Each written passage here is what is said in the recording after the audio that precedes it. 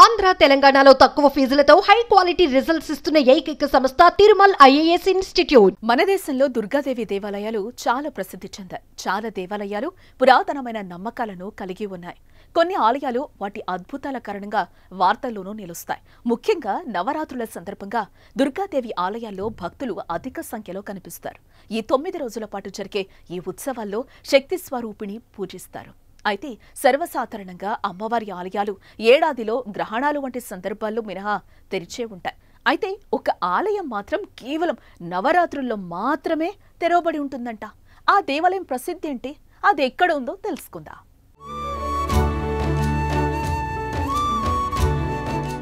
ఒడిశాలోని ప్రసిద్ధ దేవాలయాల్లో దండుదేవి దేవాలయం ఒకటి. ఇది ఒడిశాలోని గజపతి జిల్లాలోని పర్లాకిమిడి ప్రాంతంలోకి వస్తుంది.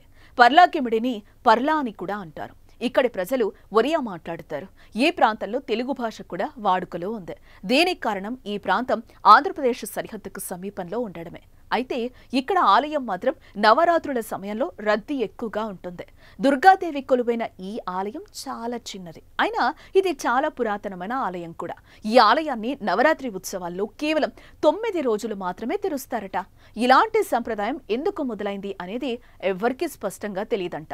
ఈ ఆలయంలో ఎప్పటి నుంచి ఈ సంప్రదాయం మొదలైందో కూడా ఎవరూ చెప్పలేకపోయినా నేటికి ఈ సంప్రదాయమే కొనసాగిస్తున్నారంట.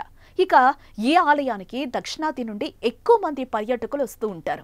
నవరాత్రులు 9 రోజులు పూర్తయిన తర్వాత ఆలయ ద్వారం వద్ద కొబ్బరికాయను కొట్టి నైవేద్యంగా సమర్పిస్తారు. ఆ తర్వాత సంవత్సరం పాటు ఆలయాన్ని మూసివేస్తారు.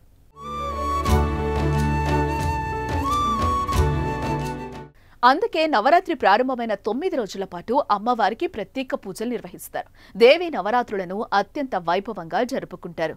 ఈ సమయంలో 9 రోజుల పాటు అమ్మవారిని పూజిస్తారు. ఈ కాలంలో ప్రతిరోజు దుర్గాదేవి పూజకు అంకితం చేయబడుతుంది. నవరాత్రుల్లో శైలపుత్రి, బ్రహ్మచారిణి, చంద్రఘంట, కూష్మాండ, స్కందమాత, కాత్యాయని, కాళరాత్రి, మహాగౌరి, సిద్ధిదాత్రి వంటి దేవతలను పూజిస్తారు. ఈసారి అక్టోబర్ 3న ప్రారంభమైన నవరాత్రులు అక్టోబర్ 11 వరకు కొనసాగుతాయి. దీని తర్వాత అక్టోబర్ 12న విజయదశమి పండుగను జరుపుకుంటారు. ఇలా పండుగ తతంగం పూర్తయిన తర్వాత మళ్లీ ఆలయాన్ని మూసివేయనున్నట్లుగా సమాచారం.